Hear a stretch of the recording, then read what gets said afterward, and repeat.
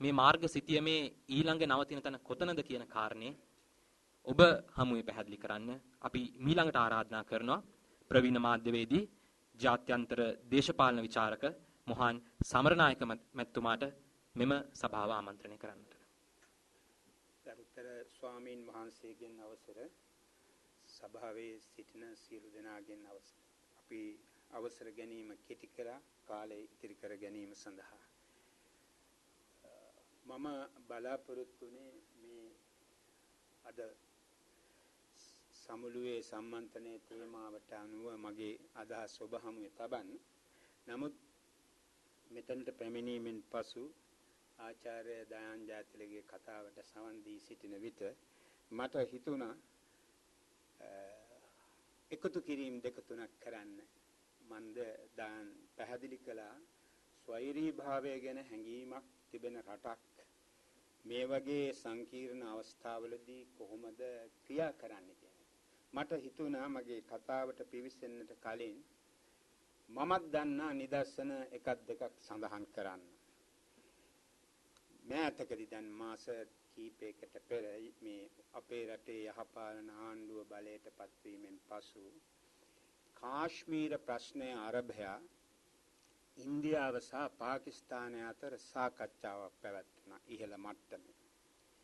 ඒ සාකච්ඡාවට කලින් පාකිස්තාන පාර්ශවය නිවේදනය කළා ඒ කතාබහට කාශ්මීරය වෙනම රාජ්‍යයක් බවට පත්විය යුතුය කියන ස්ථාවරයේ පිහිටා සිටින හුරියාත් කොන්ෆරන්ස් නැමැති සංවිධානයත් සහභාගී වන බව.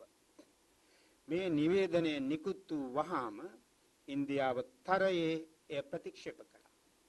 ඉන්දියාව කිව්වා හුරියාත් කොන්ෆරන්ස් අපේ රැස්වීම වලට අපි ගන්නෙ නැහැ.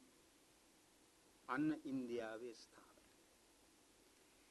2004 දෙසැම්බර් 26 ඇති වුණු සුනාමියෙන් පසුව එදා හිටි එක්සත් ජාතීන්ගේ මහලේකම් කොෆි අනාන් සුනාමියෙන් වේසනයට පත් වූ රටවල චාරිකා කළා. ඉන්දුනීසියාව, තායිලන්තය, මාලදීව, ශ්‍රී ලංකාව. ඉන්දියාවට එන්නට ඔහු කැමැත්ත පළ කළ විට ඉන්දියාව කොෆි අනාන්ට කිව්වා ස්තුතියි ඔබ දක්වන උනන්දුව ගැන. නමුත් අපිට අපේ වැඩ බලා ගන්න පුළුවන්. ඒ තරමටවත් බාහිර බලවේග තමන්ගේ අභ්‍යන්තර ක්‍රියාදාමයන්ට හවුල් වෙනවට ඉන්දියාව කැමති නැහැ. තව එකම නිදර්ශන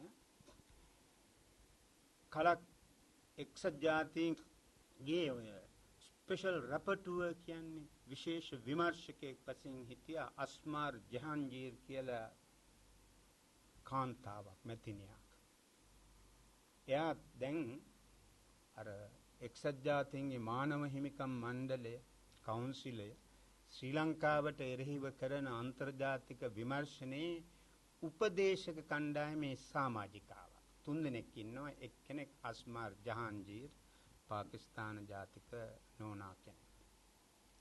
එයා ශ්‍රී ලංකාවට ආපු වෙලාවේ පුවත්පත් සාකච්ඡාවකදී කිව්වා ඉන්දියාව කවදාකවත් ස්පෙෂල් රැපටුවර්ස්ලට ඉන්දියාවට එන්න දෙන්නේ නැහැ කියලා. එහෙම තමයි තමන්ගේ ස්වාධීනත්වය පිළිබඳ හැඟීමක් තිබෙන රටවල් ක්‍රියා කරන්නේ. ශ්‍රී ලංකාවේ UNDP ප්‍රධානියා කළ ප්‍රකාශය ඉන්දියාවේදී කළාව නම් ඒ ප්‍රධානියා දැන් ගෙදර. එහෙම තමයි ඒ රටවල වෙන්නේ. චීනෙදිත් එහෙම. මේ රටේ තමයි ඒ අයට ඕනම දෙයක් කරන්න පුළුවන් වෙන්නේ. ඒක කාලයක් තිබුණා එක්සත් ජාතීන්ගේ කාර්යාලයේ සේවයට පිටරටින් ආපු ඕනම නිලධාරියෙක් සුදුහම තියෙනවා නම් විශේෂයෙන් තමන්ගේ වාහනේ DPL ලේබලය අලවගෙන ගියා. නමුත් DPL ලේබලය අලවන්න එක්සත් ජාතීන්ගේ නිලධාරීන්ට බෑ. හරි. මම මගේ විෂයට පිවිසෙන්නම්. යහපාලනයෙන් රට බෙදෙන හැටි. මෙතනදී අපි අත තියන්නේ ඊටාම සංකීර්ණ වහාම බරපතල අපවාදයට ලක්විය හැකි චෝදනාවට ලක්විය හැකි මාතෘකාවකට. මන්ද බෙදුම් වාදය ගැන කතා කරන වහාම කෙනෙක් ඔහුට යහපාලන ආණ්ඩුව යහපාලන ආණ්ඩුව නිර්මාණය කිරීමට දායක වූ සිවිල් සමාජය කියලා තමන්ම හඳුන්වා ගන්නා කණ්ඩායම. ඒ කණ්ඩායමේ ඉන්නවා රාජ්‍ය නොවන සංවිධානවල ක්‍රියාකාරිකයෝ, විශ්වවිද්‍යාල ආචාර්යවරු, සැලකියුතු පිරිසක් ඉන්නවා මෙතන මේ තියෙන විශ්වවිද්‍යාලේ මේ කොළඹ. ඊට පස්සේ කලාකරු, මාධ්‍යවේදී රාශියක් ඉන්නවා. ඒ අය වහාම අලවනව ලේබලයක් බෙදුම් වාදය ගැන කතා කරන අයට ජාතිවාදියා, ෂෝවිනිස්ට්, වර්ගවාදියා. එනිසා මේ විෂය ගැන කතා කරන්න වෙන්නේ ජාතිවාදය නමැති ලේබලය අලවනු ලැබීමේ අවදානමට මුහුණ දෙමින්. එය කොයිතරම් බරපතලද කියනවා නම් පුවත්පතක ආරක්ෂක තොරතුරු විශ්ලේෂකයෙක් ලෙස සේවය කරන මගේ මිත්‍රයෙක් මට කීවා මේ වගේ රැස්වීම් වලදී දායන් ජයතිලක හරි මම වගේ කෙනෙක් ජාතිවාදය අවුලුවන සුළු ප්‍රකාශ කරනවද කියලා හොයලා බලන්න දස දෙනෙකුගෙන් යුත් කණ්ඩායමක් පත් කර ඇති බව ડોક્ટર ජයතිලකයි. ඒකේ පුදුමය ඒ කණ්ඩායම මෙහෙවන්නේ යහපාලන ඡන්ද ව්‍යාපාරයේදී පෙරමුණේ සිටි නිදහස් මාධ්‍යකරුවෝ කියලා හඳුන්වා ගන්න කණ්ඩායම. ඒතර නිදහස් මාධ්‍යයේ අදහස මත ඕනම මතයක් දැරීමට අදහස අයිතිය තියෙනවා කියන එකනේ. දැන් ඒ අය තමයි මේ දඩයමට එකතු වෙලා ඉන්නේ. මේ නිදහස් මාධ්‍යයේ හිටි සමහරු දැන් උපදේශකයෝ, තවත් සමහරු ලේක්කවුස් ආයතනය. ඉතින් ඔබට හිතා ගන්න පුළුවන් මේක තිබෙන බරපතලකම්.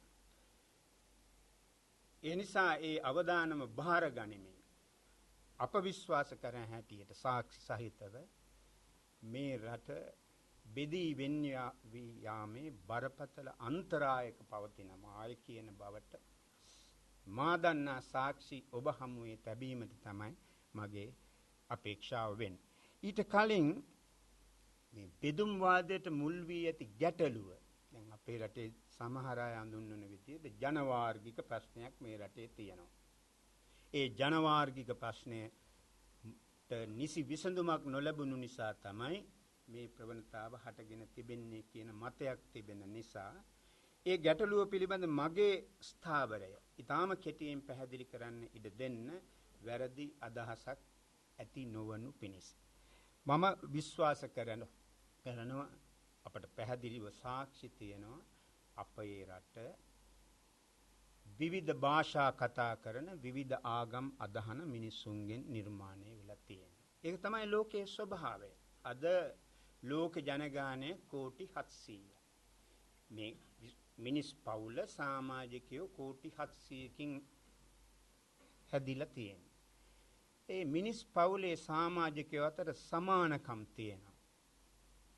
එක සමානකමක් තමයි අපි සියලු දෙනා උපදින්නේ එකම ආකාරයට.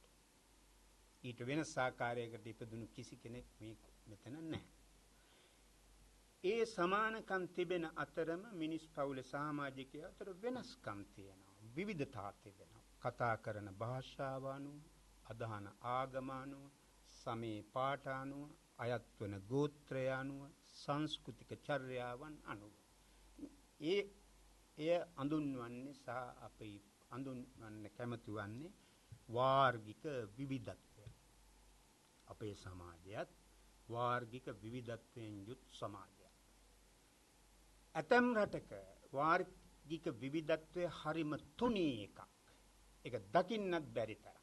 දැන් මාලදිවයිනේ ඉන්නේ මුළු ජනගහනය 4 ලක්ෂයක් පමණයි. ඒ 4 ලක්ෂයෙන් 100%ක්ම පාහේ සුන්නි මුස්ලිම් ආගම අදහන. 100%ක් පාහේ කතා කරන්නේ දිවෙහි කියන සිංහලයට බොහෝ සමීපකම් ඇති භාෂාව. එවැනි රටක් දෙකක් හැරුණු විට සෑම රටකම විවිධ ජන කොටස් ඉන්නේ. ආගම භාෂාව අනුව බෙදී ගිය තමන්ටම ආවේනික සංස්කෘතියක් සහිත තමන්ටම ආවේනික සංස්කෘතික චර්යාවන් සහිත. ඉතින් එවැනි සමාජයක සියලු ජන කොටස් වලට මේ මගේ රටේ කියන්නට හැකි පාලන ක්‍රමයක් හැම කෙනාටම සම ඉඩ ප්‍රස්ථා ලැබෙන සමාජ රටාවක් සාධාරණ සමාජයක් නිර්මාණය කළ යුතුය. ඒක තමයි මම විශ්වාස කරන්නේ. එසේම නිදහස ලැබීමෙන් පසු ශ්‍රී ලංකාවේ අපි ඒ ගැන කතා කළාට එවැනි සමාජයක් නිර්මාණය කරන්න සමත් වුණේ නැහැ. එය කළ යුතුව තිබෙන කාර්යයක්. නමුත් ඒ විවිධත්වයේ වාර්ගික ආගමික සමාජීය වශයෙන් සංස්කෘතික වශයෙන් පවතින විවිධත්වය රටවල් කැබලි කිරීමට දෙකඩ කිරීමට බෙදී වෙන්වී යාමට හේතු වෙනවා නම් එය බරපතල බොහෝ දුර දිග යන ඊටම බියකරු ලේවගිරීම් සහිත ප්‍රතිවිපාක ඇති කරවන සුළු දෙයක්. දැන් ආචාර්ය ජයතිලක පෙන්වා දුන්නා විශේෂයෙන් භූමිය වශයෙන් කුඩා රාජ්‍යයක එවැනි බෙදී වෙන්වී යාමක් කොයිතරම් බියකරු ප්‍රතිඵල ජනිත කරනවාද කියන එක. දැන් බෙදුම් වාදයේ හොඳ නම් ඇතම් අය දේශනා කරන විදිහට මට මේ ප්‍රශ්නේ තියෙනවා. 2014 ඒ කියන්නේ පහුගිය අවුරුද්දේ සැප්තැම්බර් මාසේ එක්සත් රාජධානිය නිර්මාණය කරන භූමි ප්‍රදේශ වලින් එකක් වන ස්කොට්ලන්තයේ වෙන්වී යාම සඳහා ජනමත විචාරණයක් පැවැත්වුණා. ස්කොට්ලන්තයේ එක්සත් රාජධානියේ හවුල්කරුවෙක් වන්නේ මං හිතනවා ඔබ සියලු දෙනා දන්නවා මේ අපි එංගලන්තේ කියන බ්‍රිතාන්‍ය කියන රටේ නිල නම තමයි United Kingdom of Great Britain and Northern Ireland. Great Britain හැදෙන්නේ එංගලන්තය, ස්කොට්ලන්තය සහ වේල්සය එකතු වෙලා. ඒකට ස්කොට්ලන්තය එක්සත් රාජධානියේ සමාජිකයෙක් වෙන්නේ අවුරුදු 350කට කලින් අත්සන් කරපු කිවිසුමක් යටතේ. උතුරු නැගෙනහිර එහෙම නොවේ.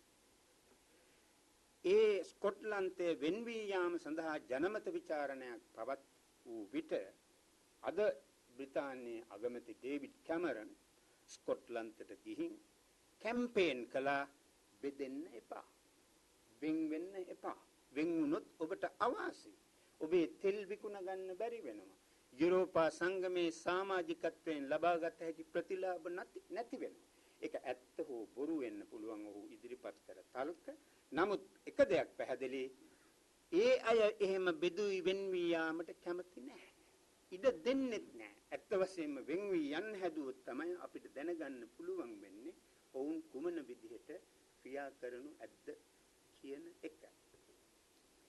අපේ වගේ රාජ්‍යයක එවැනි බෙදුම් වාදයක් හටගත හොත් LTTE අවුරුදු 30ක ත්‍රස්තවාදයෙන් අපි ලැබූ බියකරු අත්දැකීම මෙන් කිහිප ගුණයක බියකරු අත්දැකීමකට අපට මුහුණ දෙන්නට සිදු වෙනවා. අවසානයක් නොදකින මරාගෙනිල්ලක ආරම්භය බවට එය පත්වන එක වැළැක්විය නොහැකි. කෙනෙකුට තර්ක කරන්න පුළුවන් මේ පුහු අනාවැකියක් කියලා. අනාවැකියක් නොවේ. ඒ බව සනාත කිරීම සඳහා ප්‍රත්‍යක්ෂ මූලක සාධක ලෝකයෙන් ඕන තරම් හොයාගන්න පුළුවන්. අපි එක නිදර්ශනයක් අසල්වැසි ඉන්දියාව. ඉන්දියාව 1947 දී දෙකඩ වීමට පෙර සුවිශාල රාජ්‍යයක් වර්ග කිලෝමීටර් 40 ලක්ෂයක පමණ. 47 දී එය පාකිස්තානය නමින් කොටසක් වෙන්ව ගියා. අද ඉන්දියාව වර්ග කිලෝමීටර් 32 ලක්ෂයක් විශාල රාජ්‍යයක් ශ්‍රී ලංකාව වගේ 68 ගුණයක්. ඉතින් එවැනි වූ සුවිශාල රාජ්‍යයකට බෙදී වෙන්වී ගියත් ඇතිවන පීඩාව විඳ දරා ගැනීම අපේ වැනි කුඩා රටකට වඩා පහසුයි. ඇබ්සෝබ් කරන්න ලේසි. එසේ වුවත් ඉන්දියාවට හා පාකිස්තානයට බෙදී වෙන්වී යාමෙන් සිදුව ඇති යහපතට වැඩි බෙදී වෙන්වීම නිසා සිදුව ඇති අයහපත. එකම නිදර්ශනය. මේ දෙරටේම අති විශාල දුප්පත් ජනගහනයක් ඉන්නවා. මේ සභාවේ ඉන්න බොහෝ අය ඉන්දියාවට ගිහින් ඇති. ඉන්දියාවේ නාගරික ප්‍රදේශ වලින් ඔබට ගිය විට බොහෝ ජනයා ගත කරන්නේ ප්‍රාථමික ජීවිතයක්. පාකිස්තානයේ දේශ සීමා ඇෆ්ගනිස්තානයේ ආසන්න දේශ සීමාවල අරාජක භාවයක් තිබෙනවා. නමුත් මේ දෙරට න්‍යෂ්ටික ආයුධ නිපදවීම සඳහා ඩොලර් කෝටි ගණනින් වැය කරනවා. එසේ වී තිබෙන්නේ මේ වෙනම රාජ්‍යන් දෙකක් වීම නිසා. ඉන්දියාව සහ පාකිස්තානය බෙදා වෙන් කරන දේශ සීමාව ලෝකයේ තියෙන දිගම දේශ සීමාව. කිලෝමීටර් 1000 මේ දේශ සීමාවේ දවසේ පැය 24 පුරා දෙපාර්ශ්වයේ සෙබළු තුවක්කු මානගෙන ඉන්නවයි කිනකාට දවස පුරා විටින් විට ඔවුන් මරා ගන්න.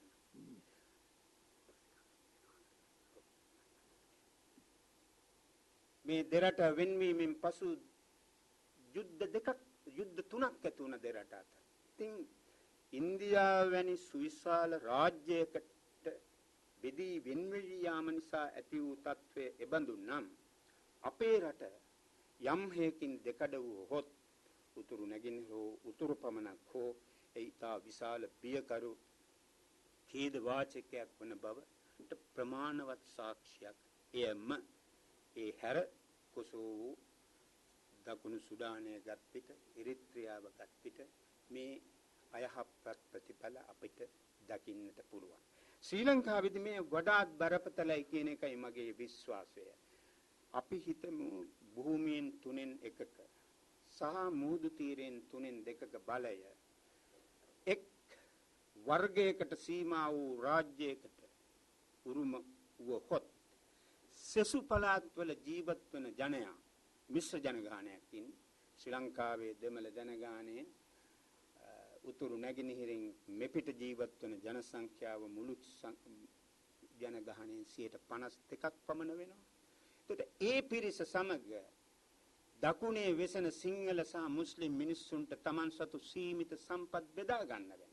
ඉඩම්, උසස් අධ්‍යාපනය, බැංකු, රැකියා මේ ආදී වශයෙන්. එතකොට මේක එක අතකින් සාධාරණද අනික් පැත්තෙන් එය බහුතර ජන කොටස සන්තෝෂයෙන් බාර ගනීද? එකිනෙකා මරා ගැනීමක් ආරම්භ නොවනු ඇද්ද? මේ මරා ගැනීම ඊටාම බියකරු ප්‍රතිඵල උදා කරන්නට පිළිවන්. 1994 දී මේ අපේ රටේ වගේ ප්‍රශ්නයක් තිබුණු අප්‍රිකාවේ මැද කොටසේ තියෙන රුවන්ඩාව කියන රටේ මාස 5ට 8 ලක්ෂයක් ඝාතනය වුණා. මාස 5ට 8 ලක්ෂයක්. මහත්වරුනි තේරුම් ගන්න මෙහි බියකරු බව. ජනගහනයෙන් 10න් එකක් ඝාතනය වුණා මාස 5ක් ඇතුළත. කපල කොටල වෙඩි තියලා ගෑනු මිනිස්සු කුඩා දරුවෝ මහල්ලෝ ඝාතනය කළා. එවැනි ව්‍යසනයක් වුවත් මෙවැනි තත්වයකදී ඇති වෙන්න පුළුවන්. අන්න ඒ නිසායි අපි බෙදුම් වාදයේ තේරුම් ගැනීම සහ එය වළක්වා ගැනීම සඳහා ක්‍රියා කළ යුතු වන්නේ අපේ විශ්වාස කරන විදිහට. අපේ රටේ බෙදුම් වාදයක් අද නෑ කියන තැනට අර හරියට දැන් අන්තර්ජාතික ප්‍රජාව අපිත් එක්ක ඉස්සර වගේ තරහ නෑ.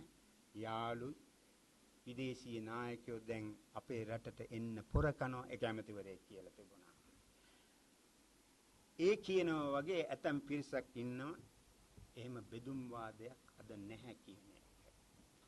නමුත් සාක්ෂි පෙන්눔 කරන්න පුළුවන් එවන්නක් තියෙනවා. ඊළඟට මේ බෙදුම් වාදයක් නැහැ අපට ඩයස්පෝරාව සමග යාළු වෙන්න පුළුවන් කියලා විශ්වාස කරන පිරිස් මතු කරන තර්කයක් තමයි බෙදුම් වාදයක් ඇති උනේ නිදහසින් පස්සේ අපේ ආණ්ඩු කළ අනුවණකම් වැරදි ක්‍රියා නිසා. ඒ අය උපුටා දක්වන සාධක තමයි ඩී.එස්. සේනනායක අගමැතිවරයාගේ පාලන සමයේ ඉදිරිපත් කළ පනතකින් රටවැසි භාවය පිළිබඳ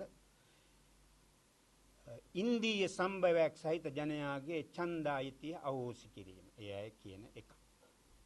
දෙක බණ්ඩාරනායක මහත්මයාගේ පාලන සමය ආරම්භයේදී 1956 දීම සිංහල භාෂාව පමණක් රාජ්‍ය භාෂාව කිරීම. ඊළඟට කියනවා මේ බණ්ඩාරනායක මැතිනියගේ පාලන සමයේදී විශ්වවිද්‍යාල ප්‍රවේශ ප්‍රමිතිකරණ වැඩපිළිවෙල නිසා දෙමළ ජනයාට සිදු අසාධාරණ. ඊට අමතරව විටින් විට ඇති වුණු ජාතිවාදී කෝලාහල දෙමළ ජනයාගේ සත්‍යග්‍රහ ආදියට පහර දීම නිසා තමයි ලංකාවේ බෙදුම් වාදය ඇතිවන්නේ කියලා. නමුත් ඕනකමින් අධ්‍යයනය කළොත් එය එසේ නොවන බවට සාක්ෂි තියෙනවා. 1945 දී ශ්‍රී ලංකාවට ආණ්ඩුක්‍රම ව්‍යවස්ථාවක් සකස් කිරීම සඳහා සෝල්බරි කොමිසම ස්ථාපනය කෙරෙනවා. ඒ කොමිසම හමුවේ සාක්ෂි දුන්නු ACTC all Ceylon Tamil Congress පක්ෂයේ නායකයා සුප්‍රකට නීතිඥයෙක් ජී පොන්නම්බලම් මහත්මයා යෝජනාවක් කරනවා. ඒ යෝජනාවේදී ඔහු කියනවා මන්ත්‍රීවරුන් සභිකයෝ 100ක් සහිත මන්ත්‍රණ සභාවක් පාර්ලිමේන්තුවක් ව්‍යවස්ථාදායකයක් හදන්න. ඒ ව්‍යවස්ථාදායකයේ 50% ජෙනරල් සීට්ස් ඕනම කෙනෙකුට තරග කළා බලයටපත් වෙන්න පුළුවන්. දෙමළ වුණත් සිංහල වුණත් ඡන්දෙ ගත්තොත් පත් වෙන්න පුළුවන්. ඉතිරි 50% ඔහු කියනවා සුළු ජාතීන්ට මයිනරිටිස්. ශ්‍රී ලාංකීය දෙමළ ජනයාට 25% ආදී වශයෙන්. කොමිසමේ සමාජිකයෝ කියනවා මෙහෙම ක්‍රමයක් ඇති කළොත් අතීතයේ සිට මේ දක්වාම බහුතරය වන සිංහලයින්ට අසාධාරණයක් වෙනව නේද? එවිට පොන්නම්බලම් මහත්තයා තමන්ගේ ස්ථාවරය වෙනස් කරනවා මදා. වෙනස් කරලා ඔහු කියනවා අර ජෙනරල් සීට්ස් 50 අපි සිංහලයින්ට වෙන් කරමු. ඉතිරි 50 සුළු ජනයාට වෙන් කරමු. ඒතර රටේ ජන අනුපාතය සැලකන විට මෙහි සාධාරණත්වයේ පිළිබඳව ඔබට අදහසක් ඇති කරගන්න පුළුවන්. අන්තිමේදී ඔහුගේ යෝජනාව පිළිබඳව සෝල්බරි කොමිසම මේ විදිහටයි නිගමනය කළේ. මට දෙන්න ඒ කියමනම උපුටා දක්වන්න. මෙහෙම කියනවා කොමිසමේ වාර්තාවේ. We think that any attempt by artificial means to convert a majority into a minority is not only inequitable but doomed to failure. කෘත්‍රිම ලෙස බහුතරයක් සුළුතරයක් බවට පත් කරන්නට ගන්නා කවර හෝ උත්සාහයක් අසාධාරණ වනවා පමණක් නොව අසාර්ථක වන බව නියතයි කියලා ඔවුන් නිගමනය කරනවා. දැන් මම මේ කොටස උපුටා දක්වන්නේ ලංකාවේ දෙමළ සමාජයේ ප්‍රභූ පන්ති සාමාන්‍ය ජනයන් නොවේ. ප්‍රභූ පන්තිය ශ්‍රී ලංකාවට ඉංග්‍රීසීන්ගෙන් නිදහස ලැබීමෙන් පසු සුළුතරයක් තමන් සුළුතරයක් ලෙස පවතින්නට අකමැති වීම එය බාර ගැනීමට සූදානම් නොවීම නිසා තමයි මේ අදහස එන්නේ. ඒකට හේතුවක් තියෙනවා.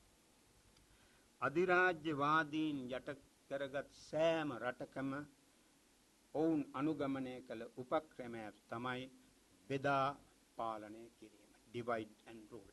හැමතැනම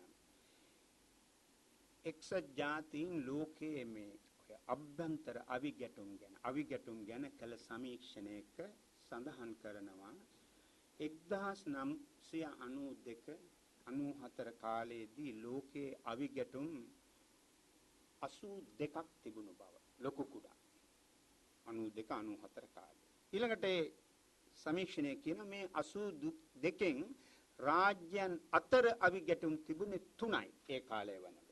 එතකොට 79ක් ඉතිරි වෙනවා.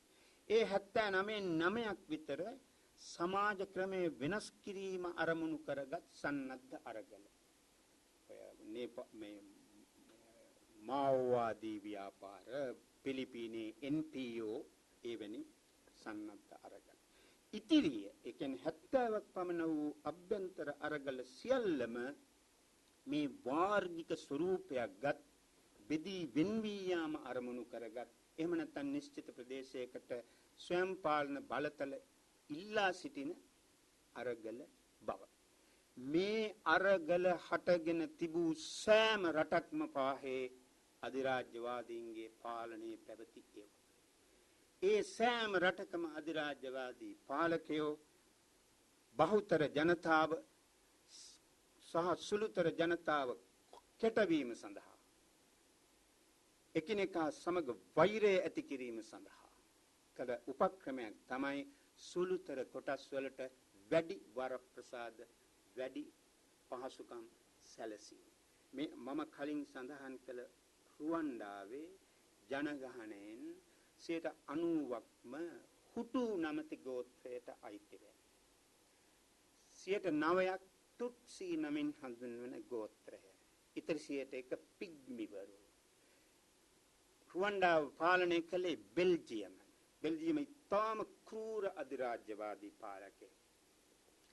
බෙල්ජියමේ හිටපු ලියෝපෝල් රජුරෝ කළ අපරාධ වලට මම දන්නේ ආගම් තියනෝ නම් කොයි විදියටද පළ දෙන්න ඕන කියලා.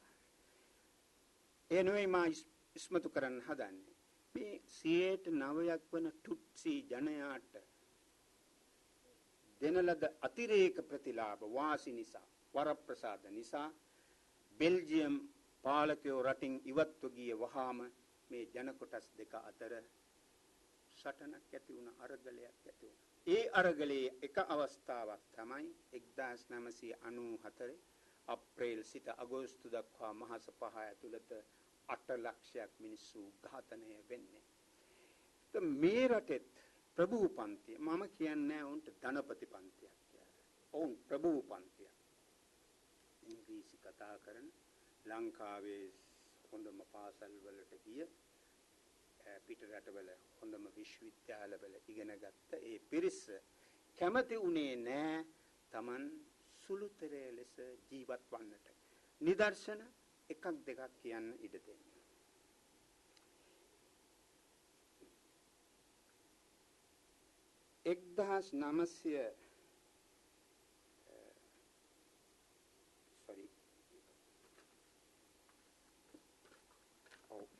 ඔබ දන්නවා අර ACTC කියන පක්ෂයේ සිටියේ SJV චෙල්වනායක මහත්මයා. එයා 1949 දී ඒ කියන්නේ සිංහල රාජ්‍ය භාෂාව කරන්න කලින් අර විශ්වවිද්‍යාල ප්‍රමිතිකරණයට කලින් 58 ජාතිවාදී කෝලහල වලට බොහෝ කලින් 49 දී එයා සමස්ත ලංකා දෙමළ කොංග්‍රසයෙන් වෙන් වෙලා පක්ෂයක් හදනවා. Ilankai Tamil අරසු Kachchi Lanka state Tamil party. මේකට පුදුමේ ඉංග්‍රීසියෙන් කිව්වේ ෆෙඩරල් පාටි. ලංකා දෙමළ රාජ්‍ය පක්ෂයට ෆෙඩරල් පාටිය කියලා නම් කළේ කුමන විත්තේරුමකින්ද කියන එක පැහැදිලි නෑ අදත්. ඇතැම් විචාරකයෝ ඒ ගැන මවිතේ පළ කර තිබෙනවා. මේ පක්ෂය පිහිටුවීම සඳහා සම්මත කරපු යෝජනාවේදී SJV චෙල්වනායක බුද්ධිමත් පඬිත හොඳින් ඉංග්‍රීසි කතා කරන හොඳ උගත් මහත්තයෙක්. නමුත් ඔහුගේ අරමුණ වෙනුවෙන් පෙනී හිටියේ. ඔහු කියනවා we believe that the only means ensuring that the Tamils are guaranteed their freedom and self-respect by law and of solving their problems in a just and democratic manner is to permit them to have their own autonomous state guaranteeing self-government and self-determination for the Tamil nation in the country and to work indefatigably to the attainment of this objective. මේ අදහස බොහොම කලින් එන්නේ අපට වෙනම රාජ්‍යයක් තිබිය යුතුයි කියන අදහස.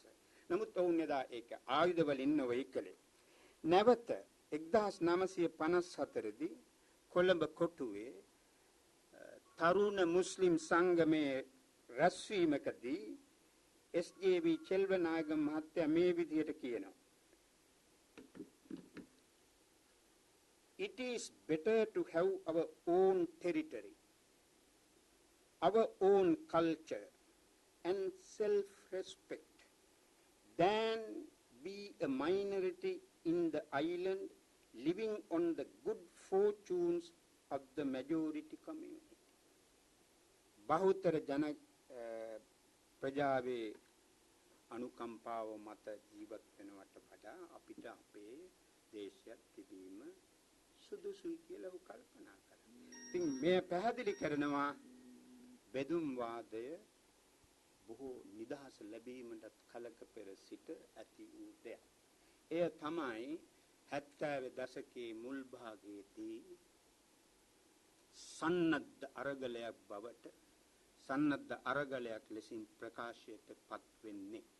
ඒ අරගලය 2009 මැයි මාසේ 19 වෙනිදා ඒ අරගලයේ ප්‍රමුඛයා වූ LTT සංවිධානයේ නායකත්වය විනාශ කිරීමෙන් පසු යුද්ධමය අවසානයකට පැමිණියා. යුද්ධමය අවසානයකට. නමුත් මේ මතවාදය එවැනි අවසානයකට පත් වූයේ නැහැ. මේ මතවාදයේ එදාටත් වඩා ප්‍රබල ලෙස අද ක්‍රියාත්මක වෙමින් තිබෙනවා විවිධ මාර්ගවලින්. ඒ බවට එකම සාක්ෂියක් ඉදිරිපත් කරන්නම්. LTT විනාශ කිරීමෙන් වසර 3කට පසු සමාවෙන්න 2012 මැයි මාසේ මඩකලපුවේදී තිබුණා දෙමළ ජාතික සන්ධානයේ වාර්ෂික සමුළුව 14 වෙනි සමුළුව. ඒ සමුළුවේදී ඒ සංවිධානයේ ප්‍රධානිය ආර් සම්බන්ධන් මහත්තයා මෙන්න මේ විදිහට කියනවා. මම කැමති මුළු ඔහුගේ පාඨයේම උපුටා දක්වන්න. The current practices of the international community may give us an opportunity to achieve, without the loss of life, the soaring aspirations, we were unable to achieve by armed force. මේක සම්පූර්ණයෙන් කතාව ඔබ කියවන්න උනන්දු නම් කොළඹ ටෙලිග්‍රාෆ් වෙබ් අඩවියෙන් කියවන්න පුළුවන්. ඒකට අදහස පැහැදිලි නමුත් මම නැවත කියන්න මොකද්ද සම්බන්ධ මහත්තයා කියන්නේ? අද තිබෙනවා අන්තර්ජාතික ප්‍රජාවේ එක ප්‍රැක්ටිස් එකක්. මොකද්ද ප්‍රැක්ටිස් එක? සුළුතර ජාතීන්ගේ මෙවැනි ඉල්ලීම් දිනා ගැනීම සඳහා ඔවුන් උදව් කරනවා. ඇත්ත. ඊටම දිදුලන උදාහරණයක් තමයි සර්බියාවෙන් කොසෝවෝ ප්‍රාන්තය වෙන් කිරීම. ඇත්තම ඒක බරපතල කතාවක්. යුගෝස්ලාවියාව නමින් රටක් තිබුණා. ඒ රට නිර්මාණය වෙලා තිබුණේ සමූහාණ්ඩු 6කින්. සමූහාණ්ඩු 6න් විශාලතම සමූහාණ්ඩුව සර්බියාව. සර්බියාවට තිබුණ ඔටෝනොමස් රීජන්ස් දෙකක්. එකක් තමයි කොසෝවෝ. කොසෝවෝ ප්‍රාන්තයේ සර්බි මිනිසුන්ට මම දන්නා විතරතුරු අනුව ලංකාවේ සිංහල මිනිසුන්ට අනුරාධපුරය වගේ. නමුත් එක්තරා වකවානුවකදී කොසෝවෝ ප්‍රාන්තයේ ජනගහනයෙන් 74ක් පමණ නිර්මාණය වුණේ ඇල්බේනියානු සම්භවයක් සහිත ජනයාගෙන්. යුගෝස්ලාවියාව බිහි වූ දා සිටම ප්‍රංශය, ජර්මනිය විශේෂයෙන් සහ යුරෝපා සංගමය ඔවුන්ට උදව් කළ ඇමරිකා එක්සත් ජනපදයේ සැලසුම් කළා, ක්‍රියා කළා යුගෝස්ලාවියාව බිඳ දමන්න. මොකද ඒ යුගෝස්ලාවියාවු භූමි ප්‍රදේශයේ ඔවුන්ගේ ප්‍රාග්ධනයට විවර නොවුණු නිසා. තමන්ට කැමති පරිදි ඒ ප්‍රදේශයේ පාලනය කරන්න බැරි වුණු නිසා. පටන් ගත්තා සිටම. මාෂල් ටිටෝගේ අභාවයෙන් පස්සේ 1980 දී යුගෝස්ලාවියාවේ අභ්‍යන්තර අර්බුද ඇති වුණා. අන්න ඒ අර්බුද උපයෝගී කරගත්තා යුරෝපා සංගමය, විශේෂයෙන් ප්‍රංශය සහ ජර්මනිය සහ ඇමරිකා එක්සත් ජනපදය යුගෝස්ලාවියාව බිඳ දමා. 1992 දී යුගෝස්ලාවියාවෙන් කෑලි 4ක් කැඩිලා යනවා. අර සමූහාණ්ඩු 6න් 4ක් වෙන් වෙනවා. දෙකක් ඉතිරි වෙනවා. ඉතිරි දෙකත් ඊට පසු අහෝසි වෙනවා. ඒ ඉතිරුණු රාජ්‍යයන්ගෙන් විශාලතම සමූහාණ්ඩුව සර්බියාවට අයත් කොසෝවෝ ප්‍රාන්තයේ ඇති වෙනවා LTT බඳු සන්නද්ධ ව්‍යාපාරයක්. කොසෝවෝ ලිබරේෂන් ආමි. ඒ හැම එකටම තියෙනවා මේ ලිබරේෂන් කියන එක, විමුක්ති හමුදාව. ඒ අයත් LTT වගේම තමයි ක්‍රියා කළේ. එවිට එක්සත් ජනපදයේ සහ යුරෝපා සංගමයේ කේල්ලේ කොසෝවෝ ලිබරේෂන් ආමියකට උදව් කරනවා, ආයුධ දෙනවා නොඑක් මාර්ගවලින්. එසේ කරලා අවසානයේදී කොසෝවෝ ප්‍රාන්තයේ විශාල ජනඝාතනයක් කරනවා 800ක් පමණ දෙනා ස්‍රෙබ්‍රෙනිකා නමත ප්‍රදේශයක.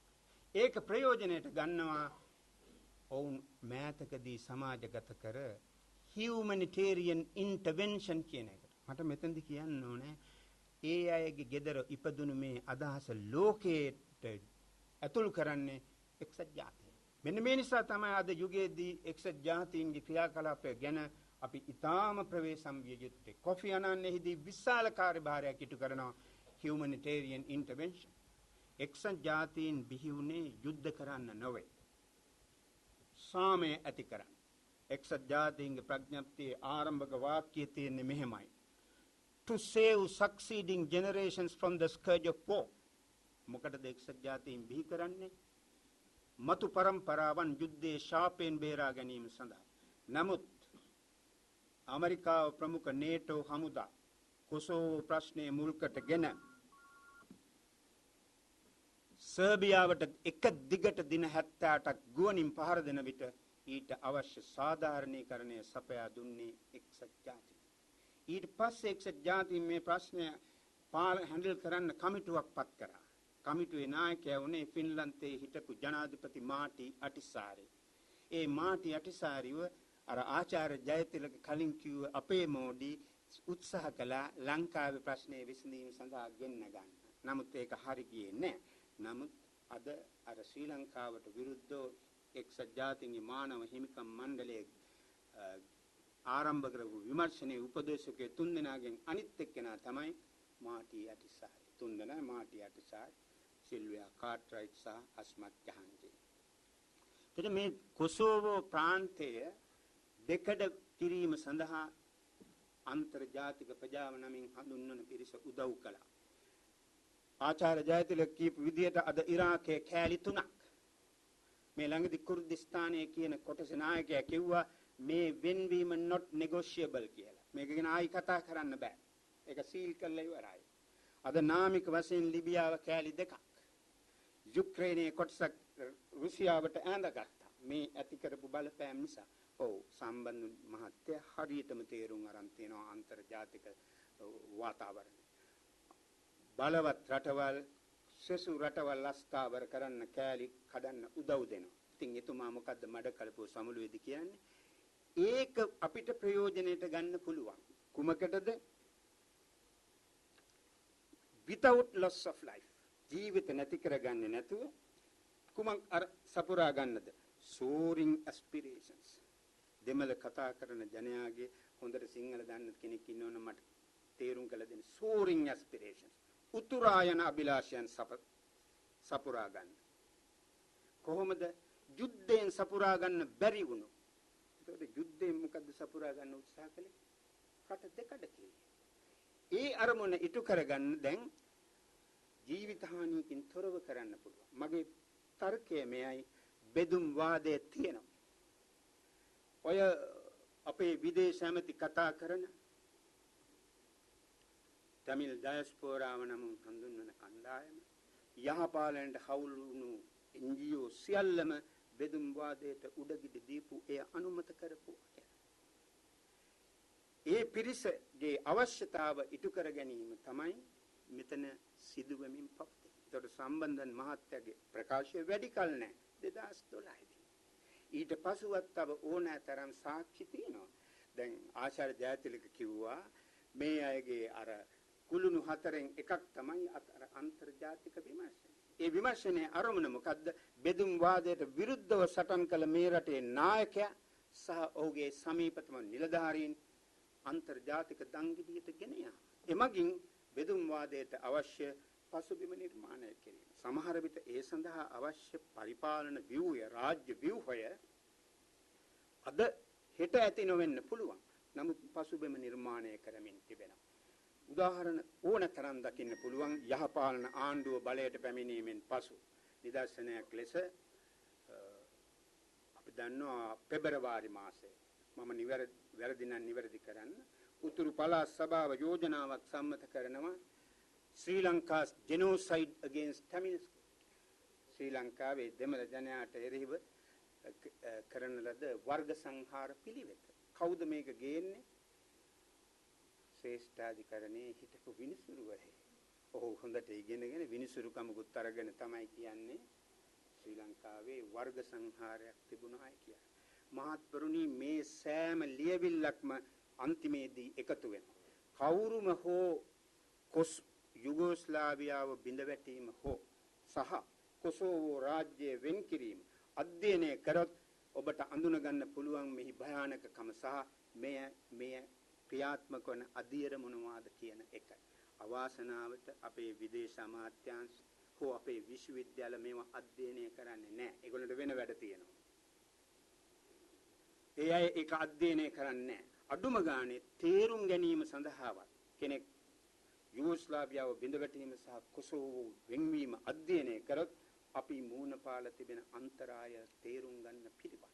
ඊළඟට මේ අය ඉල්ලනවා උතුරෙන් හමුදා ඉවත් කරන්න. මම විශ්වාස කරනවා සාමකාමී වාතාවරණයකදී හමුදාව ඉන්න ඕන බැරැක්කවල. එයා සිවිල් පාලනයට එකතු කරගත යුතු නැහැ. මිනිස්සුන්ට සිවිල් නිදහස භුක්ති විඳින්න අවශ්‍යතාව තිබිය යුතුයි. නමුත් තර්ජනයක් තිබෙන විට මෙවැනි යෝජනාවක් කිරීම ඒ ප්‍රවණතාව ඊටම තදින් පවතින විට බෙදුම්වාදී මෙවැනි යෝජනාවක් කිරීමේ සැබෑ අරමුණ වන්නේ තමන්ට අවශ්‍ය අවස්ථාවේදී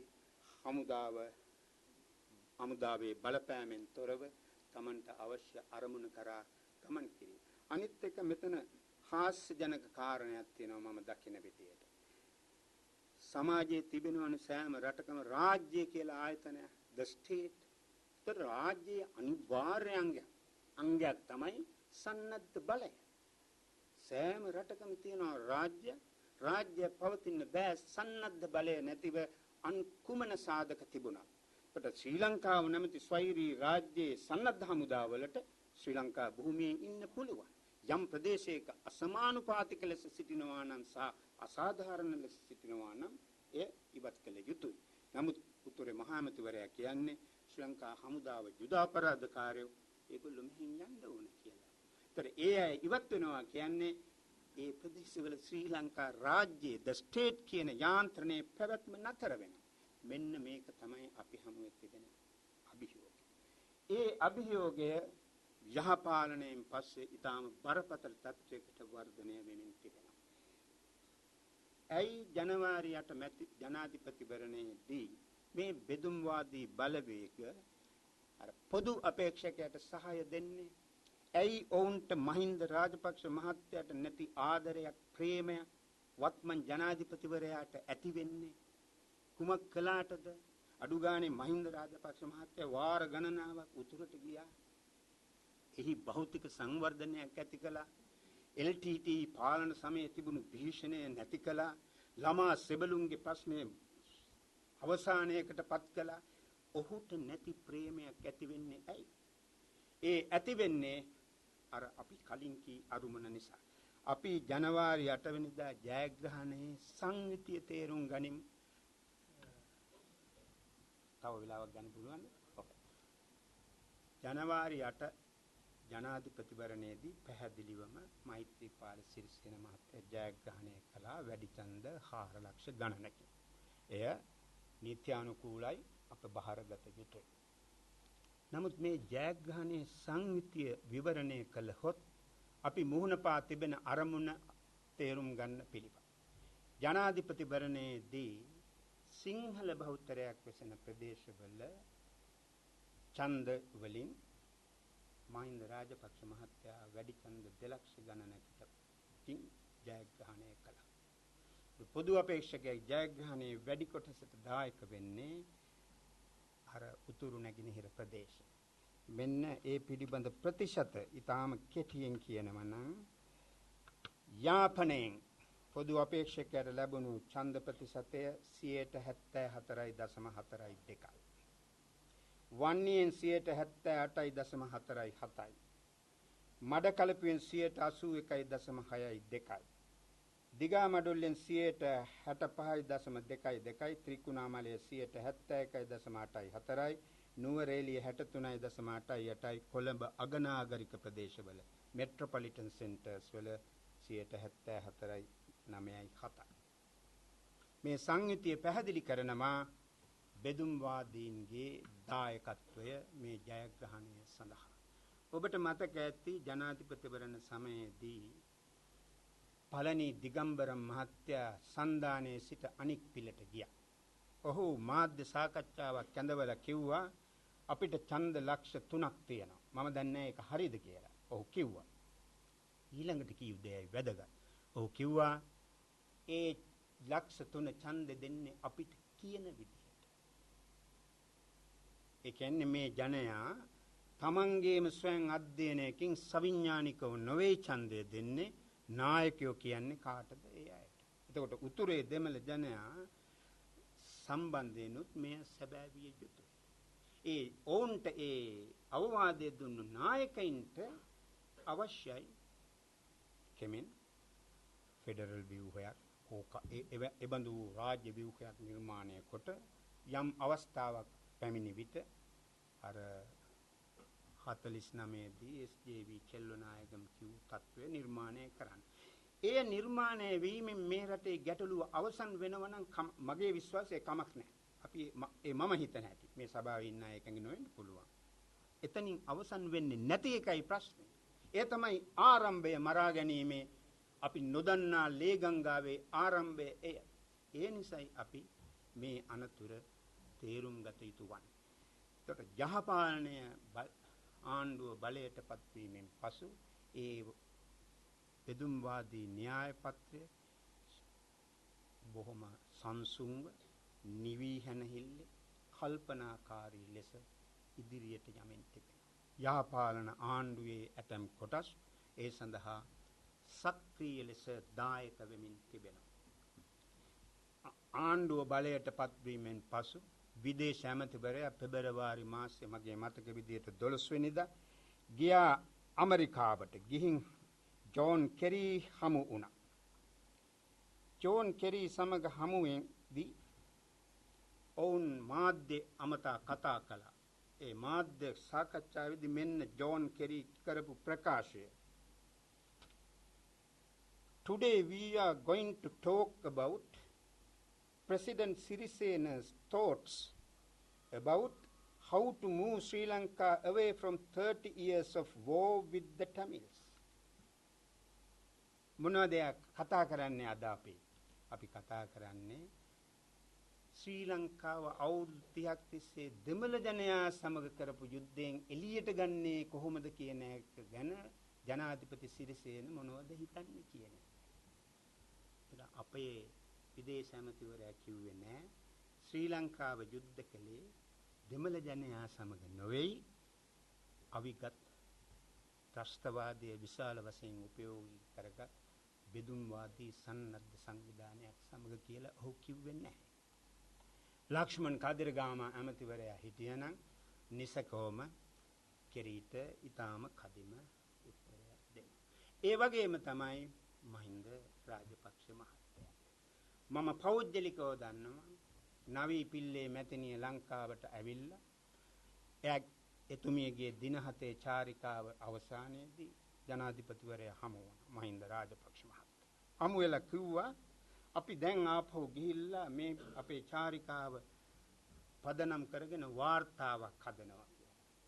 ජනාධිපතිතුමා එතුමියට කිව්වා අපේ රටේ වැඩි දෙනා නම් හිතන්නේ ඔබතුමිය එන්නත් කලින් ඒ වාර්තාව ලියලා තමයි ආවේ කියලා.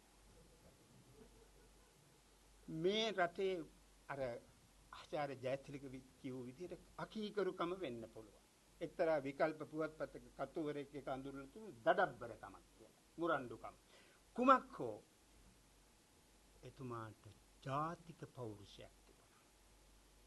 කිව යුතු දේ කෙලින්ම මූණට කියන්නේ. එහෙම පාලකයෝ ඊට කලින් හිටියේ නැහැ.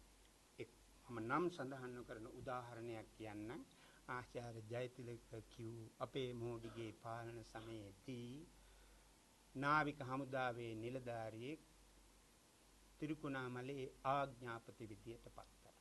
ඔහු දැන් മന്ത്രിවරයෙක්. ලංකාවේ බටහිර තානාපති කාර්යාල සහ බටහිර රටවලින් ලැබෙන මුදල් වලින් යැපෙන NGO කිව්වා මේ පත්වීම වැරදි. ඇයි? ඔහු යුදකාමී. ඒගොල්ලන්ගේ භාෂාවේ තියෙන වචනයක් හෝක් උකුසේ. ඒ නිසා යා ගෙන්නන්න. ගෙන්නුවා. ඒතර ශ්‍රී ලංකාව නැමැති ස්වෛරී ස්වාධීන රාජ්‍යයේ රාජ්‍ය නායකාවට තමන්ගේ සන්නද්ධ හමුදාවල නිලධාරීන් පත් කරන්නත් බටහිර තානාපතිවරුන්ගේ සහ බටහිර මුදල් වලින් යැපෙන NGO වල අනුමැතිය ඕන. කැමැත්ත ඕන. නමුත් මේ කැමැත්ත මහින්ද රාජපක්ෂ කියන චරිතයෙන් නම් ඕනට ගන්න පුළුවන් උනේ නැහැ කිසිම දවසක. මෑතකදී හිටපු ශ්‍රී ලංකාවේ ඇමරිකානු තානාපතිනිය මිෂෙල් සිසෝන් තමන්ගේ සේවා කාලේ ඉවර වුණාම ජනාධිපතිවරයා හමු වුණා යන්නට කලින්. උදේ ආහාරය එහෙම අරගෙන කරපු සුහද කතාවේදී මිෂෙල් සිසෝන් මහත්මිය ඇහුවා මොනවද ඔබාමා ජනාධිපතිතුමාට දෙන්න තියෙන පණිවිඩය ඔබතුමාට. ජනාධිපතිතුමා කිව්වා අනේ අපිට හිරිහැර නොකර ඉන්න දෙන්න. Ask him not to harass us කියලා. ඉතින් මේක මම අඳුන්වන්නේ දඩබ්බරකම නෙවෙයි, අකීකරුකම නෙවෙයි. මේක තමයි ජාතික පෞරුෂය. එහෙම නායකයෝ ඉන්නවා. එහෙම ලෝකේ රටවල නායකයෝ ඉන්නවා. මේකට කැමති නෑ බටහිර රටවල්. ජාතිකවාදීන් දැන් මේ මෑතකදී මම දුටුව කොළඹ විශ්වවිද්‍යාල ආචාර්යවරයෙක් කියලා තිබුණා අපි සටන් කරන්න ඕන කියලා ජාතිකවාදයට විරුද්ධව. ඒක අපිට ඒ රට ඒගොල්ලෝ දකින්න විදිහට නැෂනලිසම් සටන් කළ පරාජය කළ යුතු දෙයක්. බටහිර රටවලුත් එහෙම තමයි හිතන්නේ. නැෂනලිසම් කියන්නේ මම දන්න විදිහට පටු අදහසක් නෙවෙයි. තමන්ගේ රට මුල් කොට තම රටේ ජනතාවගේ අභිවෘද්ධිය මුල් කොට ලෝකයේ දෙස බැලීම, ආර්ථික ප්‍රතිපත්ති සකස් කිරීම. එහෙම කරාම අත්වන ඉරණම කියලා මම කතාව නවත්තන්න. 1952 දී ඉරානයේ අගමැති කෙනෙක් බලයටපත් වෙන ඡන්දෙන් ප්‍රජාතන්ත්‍රවාදී විදිහට. ඔහුගේ නම මොහමඩ් මොසැඩෙක්. ඔහු ඉරාන තෙල් කර්මාන්ත බටහිර ඇමරිකානු සමාගම් මතයේ තිබුණු තෙල් කර්මාන්තයේ ජනසතු කරන. එවිට බටහිර රටවල් ඔහුට සම්බාධක දානවා. එතනින් නවතින්නේ නැහැ. 1953 දී CIA කුමන්ත්‍රණයකින් මොසැඩෙක් බලයෙන් පහ කරනවා. ඔවුන් බලයට ගෙනවා ෂා රසා පාලවි රජ කෙනෙක්. එයා 1979 වෙනකන් ඇමරිකාවට අවශ්‍ය විදිහට ඉරානය කන්ට්‍රෝල් කරනවා. මොහමඩ් මොසැඩෙක් 1968 දී හිරගෙදර මිය යනවා. මොකද්ද කරපු වරද? තමන්ගේ රටේ සම්පත් තමන්ට ඕන විදිහට පරිහරණය කරන්න ඕනාය කියලා තීරණය කිරීම. දැන් මේකට තමයි ඔහු දඬුවම් කරේ. මහින්ද රාජපක්ෂ ජනාධිපතිවරයා ඩේවිඩ් මිලිබෑන්ඩ් සහ බර්නාඩ් කුෂ්නර්ට කිව්වහම අපි තවදුරටත් බ්‍රිතාන්‍යයේ කොලනියක් නොවේ කියලා ඔවුන්ට දඬුවම් කරන්න. ඒක තමයි ඔවුන්ගේ ආකල්පය. මේ ආකල්පය පැහැදිලි කරන එක කියමනක් උපුටා දක්වලා මම ඔබට මගේ කතාව අවසන් කරන්න. මේ මොසැඩෙක් බලයට බලයෙන් පහ කිරීමෙන් පස්සේ ඇමරිකාවේ නිව්යෝක් ටයිම්ස් පත්‍රයේ කතුවැකියක් ලියනවා. 1954 අගෝස්තු මාසේ 6 වෙනිදා. මෙන්න මේ කොටස. Underdeveloped countries with rich resources now have an object lesson in the heavy cost that must be paid by one of their number which goes berserk with fanatical nationalism. වියරු ජාතිකවාදයෙන් ක්‍රියා කරන තුන්වෙනි ලෝකයේ රටවල සම්පත් තියෙන රටවල නායකින්ට මෙන්න පාඩම. මොකද්ද පාඩම? කෙලින් ක්‍රියා කරොත් කුමන්ත්‍රණයකින් බලයෙන් පහ කරනවා. මේ කාලේ නම් ICC එකට ගෙනියන්න පාර කපනවා කියන එක. මේ කරුණු මං හිතන්නේ තව දුරටත් අධ්‍යයනය කළොත් ප්‍රමාණවත් අපට තේරුම් ගන්න බෙදුම් වාදයේ පරාජය වී නැහැ.